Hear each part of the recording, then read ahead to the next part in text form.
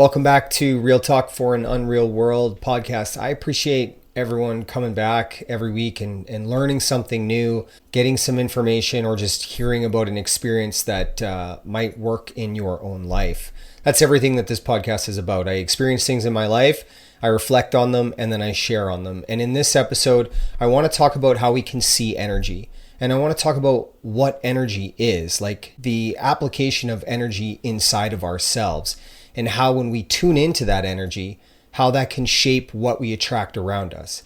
Because energy attracts energy. And that's very important for us to know that we are made up of energy. But the important thing is, how do we see that energy? Like, where can we look for that around us externally and internally inside of us? And the first place we can look when we're looking inside of us is to our emotions. Our emotions will dictate a level of vibrational frequency that we emit. That vibrational frequency is created by the emotions that we are carrying or feeling throughout our day. So a good example of that is to look at when we're feeling sad or when we're feeling low. These are low vibrational frequencies. These are emotions that have us weighed down. Our energy is lower. It's more focused in a dense place, as opposed to feeling happy or having fun. Your energy is spiked. It's raised because your vibrational frequency is at a much higher rate due to the emotion. So that's one way you can kind of see how you are in control of your energy. Because when we're feeling low and dense, we're holding ourselves back. And typically that's done through unprocessed emotions. So if you're in your everyday life and you feel low and you can't understand why, you have no energy all the time, take a look at your thoughts. Take a look at your feelings. Because thoughts take energy in order to think about them. So if you're up in your mind all day, moving through things that happened in your past that you're trying to avoid, or worrying about things that haven't happened yet in the future, that takes energy. A lot of people are so drained just by what's going on in their mind. Not to mention that they're at work thinking about other things and trying to focus on work. So there's no energy for work. There's no energy for the human because it's spending its time on things that had already happened or things that haven't yet happened. And by the time they get home after a work day, when that priceless time arrives that you're able to be with yourself, they're too drained to put any attention or time and energy into themselves. And I just share about that because it brings an awareness to fatigue. Because if we're not paying attention to our energy and how to cultivate that energy within us and understanding the power that we have surrounding that energy to be able to cultivate positive energy just through a positive perspective, through positive thoughts, by letting go of the past and not worrying about the future, because the only way we can affect the future is in the present moment. That's a power. And that raises the energy level of the human because we are made up of energy. So if you're in a negative state or you're feeling low, depressed, afraid, stressed out, anxious, that energy attracts that kind of energy into your life because it's one and the same. It's a vibrational frequency that's being emitted from you that you are creating. And you are attracting that energy back to you. So if we see that in that way, then we know we can have the power and the choice to choose a different way of living. And how do we do that?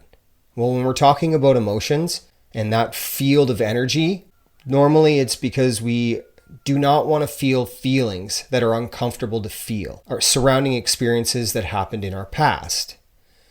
But it's important to understand that that feeling is trying to teach you something. It's not something you have to be afraid of. If you're afraid of a feeling, you're afraid of a lesson. And a lesson not learned will be repeated. So we keep ourselves in these cycles. And this is kind of what keeps us in a low vibrational state, is that we're not willing to gain the education from the feeling or the experience to learn how to apply it into the next experience. We end up taking things that we do not process, typically from our childhood, or compounded over a lifetime, right to our deathbed because we're too afraid to feel those feelings and learn from them. But that's what this is. That's what all of this is. It's just an experience to learn about ourselves and really to connect back to that source of love. because energy created out of love is a high vibrational state of energy. And love is not always easy. Love can be very difficult, and love can accept patience very often in our lives, because what we understand as love may not be what love is. So to use love as a tool in our everyday lives for processing emotions, we can see the situation how it happened for us rather than to us. So if something happens for you, there's something for you to learn, no matter the situation. If your mother was controlling, look at that as an opportunity to see that you were strong enough to go through that, and then you were able to apply those lessons in your life as not to be a controlling individual in your family's life. It's interesting how the universe teaches us, right? How this whole design is teaching us. It's teaching us through extremely difficult lessons, very difficult emotions to face. But when things are difficult, it gives you the greatest reward. You never forget it. The lessons that you learned from a difficult situation, you don't forget. So it's actually kind of a good thing to have difficult lessons in your life as they garner difficult emotions to face, because it allows you to be better at putting yourself in situations where you'll know, because you'll be able to sense a feeling that experience or those people or that situation isn't for you, because you've learned through that avenue once before in your life. But if you hide from those emotions and you don't process those emotions, then you might put yourself back in that scenario because you never learned what you came to learn. And that's just a really easy way to see how emotions can work for you. And once you start understanding that the emotions are trying to teach you something, you can learn from the energy that's created from it, and you turn it into a positive. So a difficult experience may be viewed as a negative, but really by the time you're done processing it, it's actually a positive, and it's what pushes you forward to try again. That's what life is. School makes employees, but life will make a human being, an evolved human being that understands themselves and what they're here to do. The difficult experiences that I faced in my life through my drug addiction, at one point in my life, I struggled so much to face, as so many addicts do, because we refuse to be accountable for what got us in that situation in the first place, which was ourselves. So that's a great place to start when looking at unprocessed emotions. You just be accountable for never addressing the emotion in the first place. That's a great place to start. And that's where I started. And I used love as a tool to navigate my past, because my past had already happened. Yes, I had done a lot of things that I wasn't proud of in my life. I was hiding from myself. I didn't understand love. I was never taught how to love myself and use love as a tool. But when I decided to become a student of love, I knew right then and there that I could use this tool of love to alleviate all of the things that happened in my past, because I was different in the present moment. I chose to be different in the present moment. So in a jail cell, where my freedom had been taken away from me, I elevated because I had decided to be somebody else right then and there in that jail cell. I was 36 years old, and it was, it was tough for sure, but beautiful at the same time. Like that moment when I made that choice, like everything changed. I had accepted love into my life and wanted to be a student of love. I was going to let love teach me. And it wasn't easy. It's not easy to apply love into every aspect of your life, but you get better at it because you really see that love is just truth. It's living through truth. And the truth is such a high vibrational frequency because it's the light. So you live with the light. And that's this feeling that you can emit, this energy that you carry. You emit and you attract people on that same vibrational frequency at any stage along your commitment to becoming a student of love, because it's the greatest teacher, because it offers the most valuable results. And I think that's the biggest thing that we need to become aware of is results speak, for anything that we try. Everybody wants to see results. With love, you see results because you live in the truth. You don't pretend that everything's okay. You go into the areas of you that are difficult and you go in with love. You don't go in alone. And like I said, how you can alleviate your past with love. It already happened. You just feel the emotions and you let them go because you've got to make room for something new, no matter how difficult it is. take a look around us. The external world that we're living in right now, society is becoming a very difficult place to live in terms of financial understanding. And finance is a big thing that drives fear, anxiety, and stress because people have taken on a lot of which they do not own. So they owe money for things that they do not own. And those are usually surrounding basic needs. Car, shelter, often food these days are being put on credit cards. So it gives you an opportunity, really, to see value in yourself and alleviate yourself of these things that hold you back so you can be present in the moment. Because the moment's what needs your attention right now. And really the only way you're going to get there is by letting go of the past. Because if we try and split ourselves up and put ourselves in two worlds by living in the past and living in the present at the same time, then we're going to be drained. And often this is why people are so tired. And this is why comforts and complacencies become such an attraction. You know, it's easy to sit down and watch Netflix because you can just turn your brain off, you know, or get lost on Instagram for 2-3 hours and learn nothing and not understand or remember any of the information you took in for that 3 hours. So it's important to see like the power that you possess to really create the energy and the space that you want to live in. Like all those distractions eventually go away. You know, you don't see any value in it anymore. You really see the value in yourself. And I talk about the external world becoming so difficult because I want you to see like the things that you can control are within you. You know, your perspective on the world will change once you see the perspective inside you change. Once you see how you see yourself, everything around you changes. That's an energy. That's a positive way of thinking versus a negative. Fear, anxiety, and stress will hold you in a negative state. It will attract fear, anxiety, and stress. It's what has most people attracted to the news, attracted to watching and taking in information that they don't understand, that somebody else is telling them that it is true. And more often than not, it is not true. But because we're too afraid to understand something because our energy levels are so low, we don't mind having other people, sources, and businesses tell us what's good for us. And that brings me to an external source of energy we can talk about is food. Food has energy within it. But if we're not conscious and aware of the food that we're taking in or the energy that we're taking in, then we may be attracted to foods that hold a negative or low vibrational state of energy, such as high sugar and high fat foods, which is in America very common. This is a readily available, cheap source of food. But this stuff is not good for you because it's designed to hold you in a low energetic state, because it's easier to program an individual when they're low energy because they don't have any energy to defend themselves or to do their own homework or to go within, right? That's why this stuff is readily available. It's not good for you. It's there to have you attracted to comforts and complacencies. And that's okay. We can't change that. But what we can change is what we reach for in the grocery store. And I talk about this because I want you to become aware of why we do it. You know, things that taste good generally are not good for you.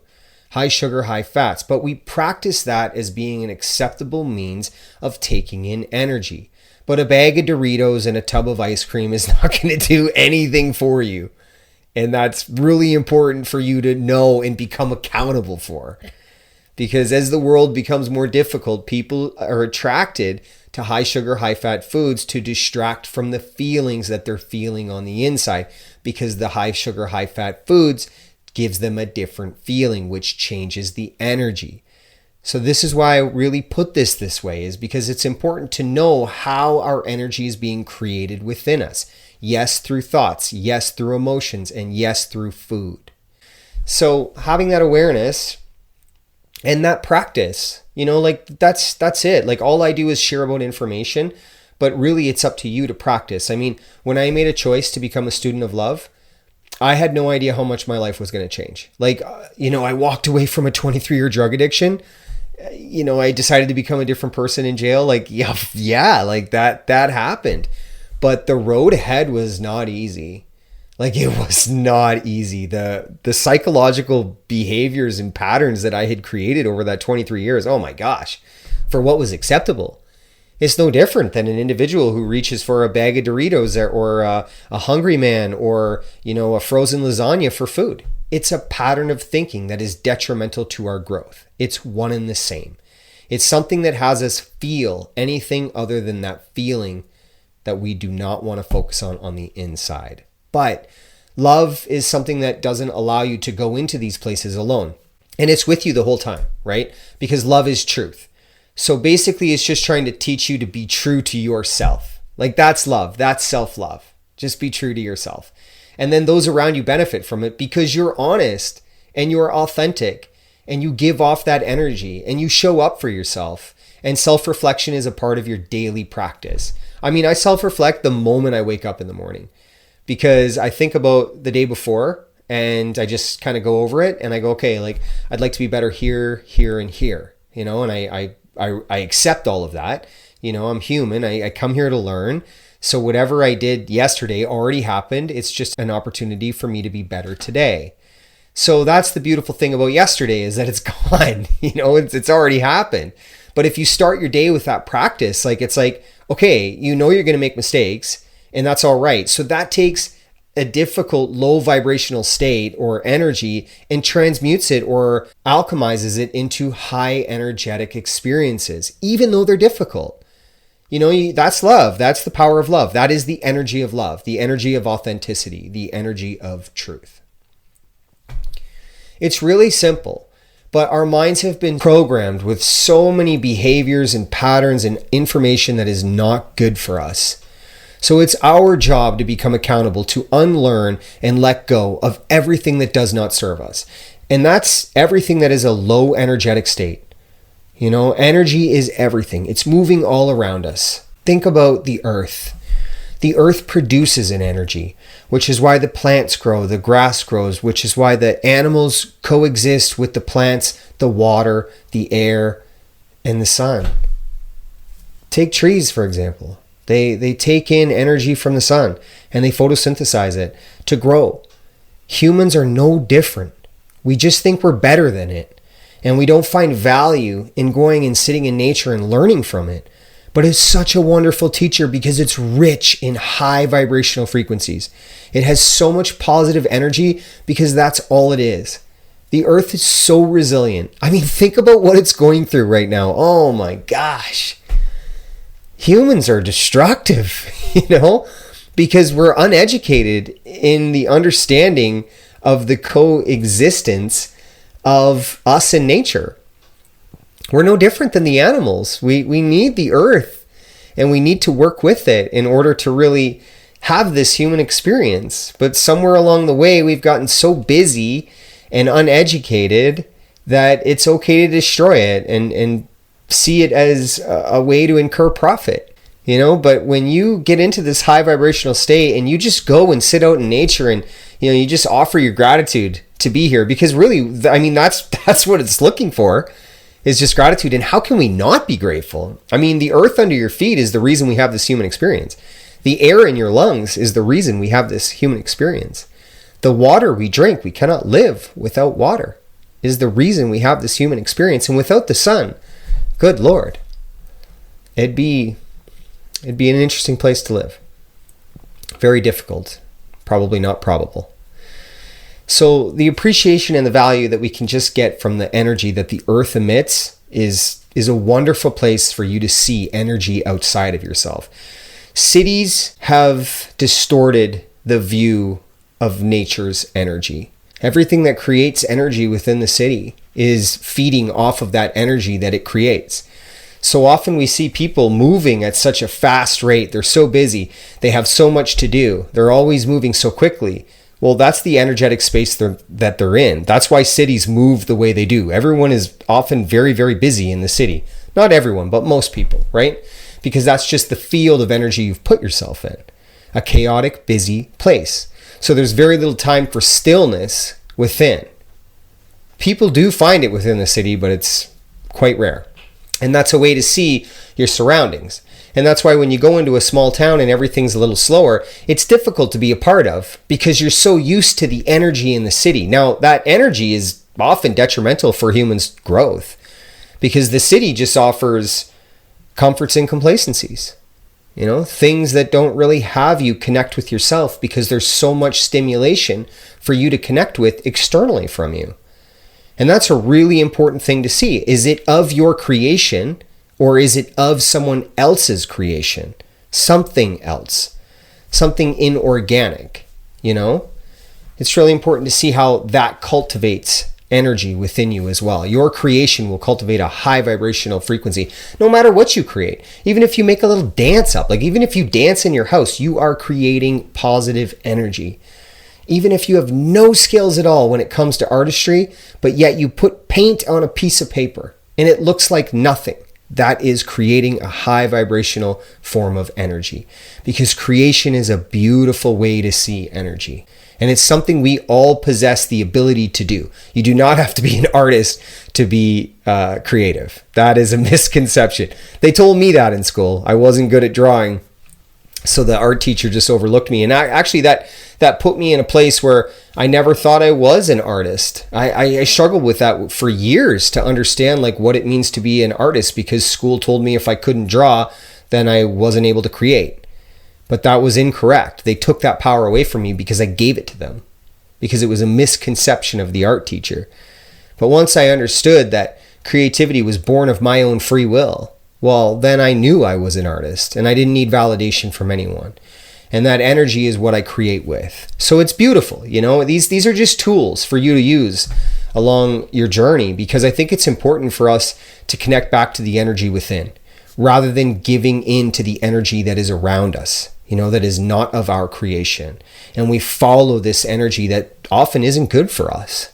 So it's important to see where and how we've arrived at that energy and why we move the way we move, why we think the way we think, why we feel the way we feel. It's all derived of energy. Yeah, I think it's important too to understand, if you got children, they're filled with energy.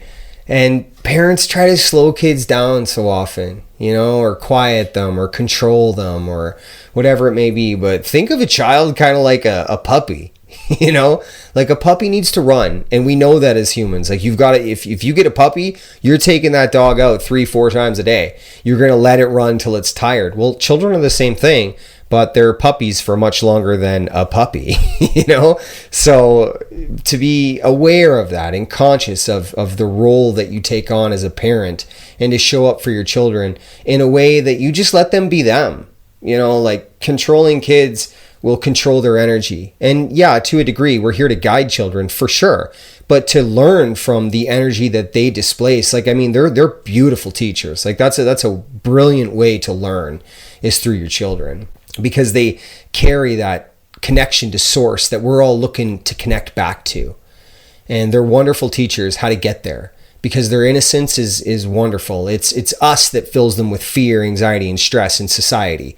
The education system puts all this pressure on them at a very young age, and it begins to teach them self-sabotage, and be critical of themselves. So it's our job to remind them of the importance of who they are and the value they bring, no matter the level of anyone else's dictation of them or someone else is putting their value on them. I hope this episode helps you. I just was thinking about energy, what it means to me, and how I see it in the world. I'll share a story with you right now. For those of you watching on YouTube, you'll see definitely I have a different look. And the reason that is, I'm going to explain this to people, is because this is an interesting little story. This just happened a couple days ago. I've had a shortcut beard, as most of you know who watch on YouTube or watch my social media clips or whatever. I've had that, my little style going on for quite some time in my life. And I was shaving with my razor, and the clip fell off when I was shaving, but I was pressing into my cheek, and I put a big bald spot on the side of my face. And I looked at my wife right away and I was like, oh no. And we both just kind of laughed, and I was like, okay, here it is. This is the moment the beard is coming off. So I just embraced it. It was a difficult moment. It's like, okay, change in identity kind of thing, right? But it was an opportunity. It was an opportunity for me to have fun with myself, just kind of see myself from a different perspective. So I shaved off my beard and I left this little mustache and this little piece of hair under my lip. I don't know what to call that. But then I thought, okay, well, this is an opportunity for me to change my hair. Let's try something different. So we just moved up to this little town. So we went to try and find a barber in the little city located by us. And it was a guy from another country, and he seemed confident that he could cut my hair the way it was in the picture. So I thought, okay, I've had some bad haircuts over my time, but sure, your confidence is going to allow me to, I'll use your services. So I go in. A couple days later, this guy. I've had some bad haircuts in my life, but you always remember your top 3, because when you come out of a bad haircut, like, it's difficult not to forget. Like, it's just really, like, when your hair sucks and you just know it's so bad, so bad, you're like, wow, like, I just paid for that. In the moment, I'm telling you, the first 2 minutes the guy started on my hair, I was like, oh my gosh, he doesn't know what he's doing. But he'd already made such a gash in the side of my head that I was like, oh my gosh, like, maybe he can even this out. And I was analyzing it in my mind, thinking like, cheering this guy on quietly, thinking he could figure this out. He did not figure it out. I should have stopped him right away, but I didn't. So I had a couple choices. I could have changed my energy into anger, and I could have, hurt the guy's feelings and made him feel little. I could have done that very easily, because the guy who was overseeing the shop could see that I was just in a place of pure astonishment at what this kid was doing. And I never said anything. I chose, it was my choice to go and sit in the chair, and I'd committed at that point. So it was also my choice to pay the guy and just leave quietly, right? Like, there's no sense in distributing that kind of low vibrational frequency through an anger outburst. I don't need to do that, right? Like, it's just hair, and it's something I practice. And again, that's using the tool of love. I immediately went out to my truck and was like, oh my gosh. My wife actually walked up right when I got to the truck, and she's like, no, this isn't good. I was like, oh my gosh, what am I going to do? I look like the guy who just got a really bad haircut, right? So I immediately got on the phone and found a barber an hour away. And I told the guy what happened, and he said, look, man, he's like, you're in good hands. Come into the shop and I'll cut your hair. And I could hear in his voice that he carried this energy with him. I could sense it. I could pick up on it. He was calm, cool, reserved. He just had that vibrational frequency in his vocal tones, because that's what he was carrying within himself. So the guy cut my hair the same day, that day. I get there. Man's name's Kyle. Really, really amazing guy. I was really low energy driving into the barber shop. I was like so tired. I was ready just to go to sleep. It was like an hour and a half away from my house. But I thought, no, I committed, like, let's get this done. I go into the shop, I explained to the guy what happened, and we started talking, and we started sharing about our lives, because that's what I do. I mean, I tell everyone about, what I'm up to, and if they ask, right? And he asked, and I explained to the guy, I was a heroin addict for 23 years. And he had shared with me some similarities that he grew up in his environment. And, it was interesting. I went in there with a very low energy, and this guy carried this high energy. It was really the first time I'd become very aware of the transition of energy between two individuals. He shared energy with me that day in that chair just by communicating. Like, I want to talk about that, because the value of conversation and getting things off of your chest, or just getting to know another human being that carries the same vibrational frequency as you, can change your life, can change your day. So the community of individuals that you hold around you, that carries energy. If you're around individuals who can cultivate a high energetic state or a high vibrational frequency, you in your low days can benefit from that, as can they in their low days. And that's the importance of community and the importance of being aware of the people that are around you. If they don't serve your highest potential for growth, then you need to take a step back. You need to find a new community. And I'm very grateful for this guy because we had a 40-minute conversation together. I left there feeling great, but I also left there with a new friend. The guy is on the level, and I'm very grateful for him. And Kyle, if you're listening to this, man, like, I appreciate you so much for that day because you were a wonderful teacher for me. And that's really important for me to share because that's what life is all about. We're all here to teach each other something. Job titles create egotistical ideologies of what life is all about. It's not about that. Everything that we've been through in our lives, that experience, that is the most priceless information that we can carry. So I don't want you to be afraid to share that because the man didn't have to share anything with me about all of the difficulties that he went through in life. But because I was open to it and I opened up to him, he felt the comfort to be able to do the same thing. Now you got two people sharing energy together and they're lifting each other up by talking about the things that held them back in their life. So really look at that. That's another way to process your past. Find individuals that are receptive to listening to you. Those are friends. That's what it means to be a friend. Is someone who's not going to judge you for the experiences that you had in this life. And it's okay if you don't have those friends because a lot of people don't know what it means to be a friend because the people that they look up to don't know what it means to be a friend. But there are definitely individuals on this planet that live with love, that live with truth, and allow themselves to make mistakes to get to know who they are. So if you feel like you've opened up to somebody and maybe you made a mistake doing that because that person judged you, that's okay.